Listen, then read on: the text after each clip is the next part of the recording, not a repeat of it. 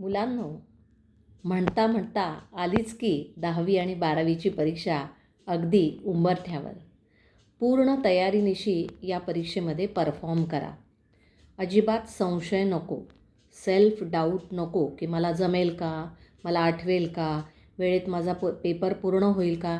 या सगळ्या शंका घरीच ठेवा, स्वतःजवळ नको.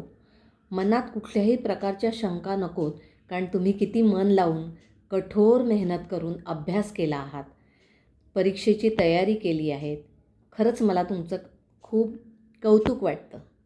शाळा, क्लास, शाळेच्या इंटरनल आणि ओरल परीक्षा, ॲक्टिव्हिटी शीट सबमिट करणं, त्या कंप्लीट करणं, एवढंच नव्हे तर वेगवेगळ्या प्रकारचे प्रोजेक्ट्स देणं, या सगळ्या गोष्टीमध्ये वेळ काढून तुम्हाला सेल्फ स्टडी करावा लागला आणि तुम्ही ते खूप छान केलेलं आहे. सोपं नाही आहे हे सगळं करणं. मोठी माणसं तुमच्या मागे लागतात, ओरडतात, तुमच्या भल्यासाठीच असतं. पण तुम्हालासुद्धा वेगवेगळ्या आघाड्यांवर लढावं लागलेलं आहे. कारण काय करणार, घरामध्ये पण अपेक्षा आहेत, शाळेकडून पण अपेक्षा आहेत आणि तुमच्याकडून स्वतःकडनं पण काही अपेक्षा आहेत की मी कसं परफॉर्म करणार आहे. शिवाय शाळेमध्ये तुलना केली जाते, बाहेर स्पर्धा आहे, नातेवाईकांच्या मनातसुद्धा स्पर्धा आहे, काहीशी असूया देखील आहे. शेजारी पाजाऱ्यांचंही खूप लक्ष आहे. त्यांचं मूल 10वीला नसेल तेव्हा जेवढी काळजी त्यांनी घेतलेली नसेल तेवढी तुमच्याबद्दलची चौकशी शेजारी पाजारी लोक करतात. अर्थातच सगळेच काही वाईट हेतूने करतात असं नाही आहे. तर ही तुलना चालूच असते. मनामध्ये टेन्शन असतं, फक्त तुम्ही दाखवत नाही. कारण फक्त तुम्हालाच माहीत आहे की तुम्ही किती हार्डवर्क, किती स्मार्ट वर्क केलेलं आहे.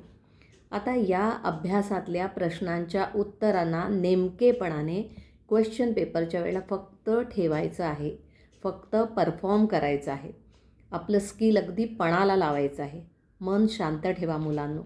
जे जमणार आहे ते प्रश्न आत्मविश्वासाने सोडवा. सगळंच जमेल असं काही नाही, पण प्रयत्न करणं सोडायचं नाही.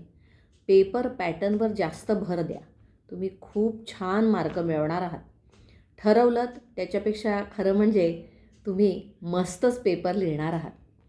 कोण काय म्हणतं याकडे फार लक्ष देऊ नका आणि सिरियसली घेऊ नका.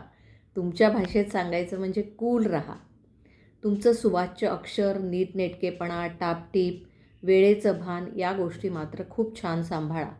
मनात भीती नको, कारण भीतीमुळे काय होतं की आपल्याला जे लिहायचं आहे तेच आपण आठवू शकत नाही, त्याच्यामध्ये अडथळे येतात.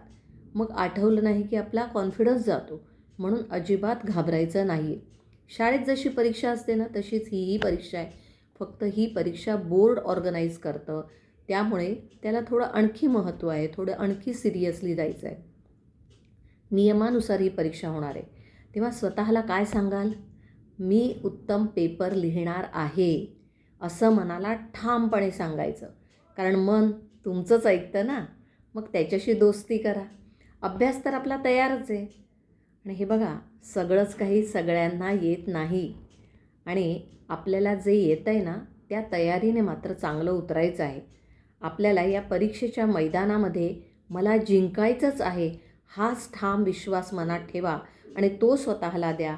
तुमची प्रगती होणारच आणि जून महिन्यामध्ये तुम्ही इतकं घवघवीत यश मिळवाल की तुमच्या पालकांना, तुम्हाला स्वतःला, तुमच्या शाळेला, तुमच्या नातेवाईकांना आणि तुमच्या शेजारी पाजारी असणाऱ्या सगळ्यांना तुमचा अभिमान वाटेल. मुलांनो, तयारीने खरोखर या परीक्षेला जिंकाच. धन्यवाद.